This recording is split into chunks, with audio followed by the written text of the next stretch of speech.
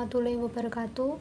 Perkenalkan, nama saya Nida Arifasani. Saya dari kelas A3 Program Studi Manajemen Universitas PGRI Yogyakarta. Di sini saya akan menyampaikan pendapat saya dan jawaban saya terkait pertanyaan pada mata kuliah Pendidikan Kewarganegaraan dengan dosen pengampu Bapak Wahyudi SPD MSI.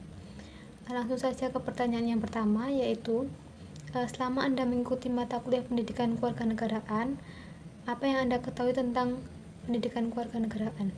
Jadi selama 1 semester saya mengikuti perkuliahan pendidikan kewarganegaraan, saya menjadi lebih paham akan pentingnya pendidikan kewarganegaraan bagi mahasiswa, tentang berpikir kritis, tentang hak dan kewajiban kita sebagai warga negara Indonesia, tentang bertoleransi tinggi, tentang kecinta dan kedamaian, dan juga tentang peran kita sebagai mahasiswa dalam berpolitik.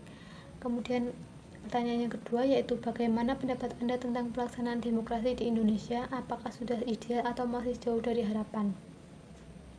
Menurut saya, pelaksanaan demokrasi di Indonesia belum sesuai dengan harapan karena terdapat beberapa pelanggaran di dalamnya.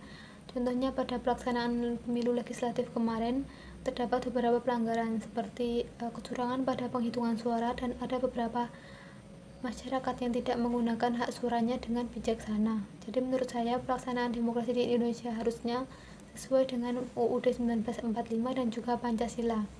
Jadi menurut saya pelaksanaan demokrasi di Indonesia belum sesuai dengan harapan karena terdapat beberapa pelanggaran di dalamnya. Kemudian pertanyaan yang ketiga, yaitu bagaimana menurut Anda untuk mencegah money politik dalam sistem pemilu di Indonesia? Money politik sendiri adalah memberi uang atau janji kepada seseorang agar orang tersebut tidak menggunakan hak pilihnya atau menggunakan hak pilihnya dengan ketentuan tertentu. Jadi money politik sendiri dapat merusak moral bangsa karena masyarakat memilih pemimpin bukan karena kinerjanya, bukan karena visi misinya, tetapi karena uang yang diberikan oleh oknum tertentu untuk memilih calon tersebut. Kemudian kita sebagai kaum intelektual harus mampu mencegah hal-hal tersebut. Seperti yang dapat kita lakukan, yang pertama yaitu menolak sistem money politik. Kemudian yang kedua, selalu berasaskan liberalisme dalam pemilu. Dan yang terakhir adalah mensosialisasikan atau memberikan pengetahuan kepada masyarakat umum tentang dampak negatif dari money politik. Kemudian yang pertanyaan yang keempat, yaitu bagaimana pendapat Anda tentang komponen cadangan di Indonesia sebagai salah satu bentuk kewajiban bela negara bagi warga negara di Indonesia? Apakah sesuai dengan negara demokrasi? Pelaksanaan komponen cadangan sendiri sudah diatur dalam peraturan pemerintah, namun Kementerian Pertahanan menyatakan bahwa tidak diwajibkan untuk semua warga negara Indonesia berpartisipasi di dalamnya.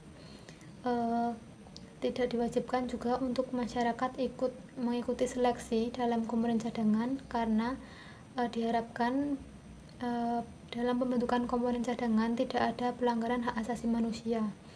Bahkan komponen cadangan sendiri berimplementasikan nilai-nilai demokrasi sehingga membebaskan masyarakat untuk memilih cara dan jalannya masing-masing untuk ikut berpartisipasi dalam bela negara. Pertanyaan yang terakhir, yaitu bagaimana harapan Anda untuk calon presiden Indonesia pada tahun 2024 nanti, dan figur seperti apa yang dibutuhkan Indonesia pada 2024 nanti? Harapan saya untuk presiden Indonesia pada tahun 2024 yaitu Indonesia membutuhkan pemimpin yang demokratis, yang mampu dan mau mendengarkan keluh dan harapan masyarakat umum, pemimpin yang proaktif, yang mencari ide dan inovasi dan kreativitas dalam menentukan dan memecahkan masalah, dan juga pemimpin yang tegas dan konsisten dalam bertindak dan berperilaku. Dan figur yang diharapkan untuk pemimpin Indonesia pada tahun 2024 mendatang yaitu pemimpin yang bekerja keras, cerdas, ikhlas, dan tuntas dalam mengkonsolidasikan seluruh kekuatan nasional, dan juga pemimpin harus mampu merajut semua komponen bangsa agar terciptanya tata kelola pemerintahan yang memiliki visi dan misi yang selaras.